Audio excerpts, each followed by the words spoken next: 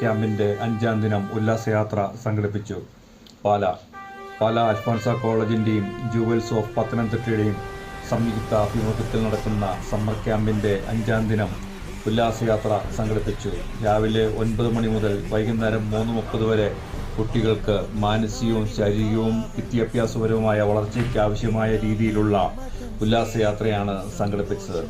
2 ബസ്സുകളിലായി ക്യാമ്പിൽ പങ്കെടുക്കുന്ന പെൺകുട്ടികളും ക്യാമ്പിന് നേതൃത്വം കൊടുക്കുന്നവരും പ്രോഗ്രാമിൽ പങ്കെടുത്തു.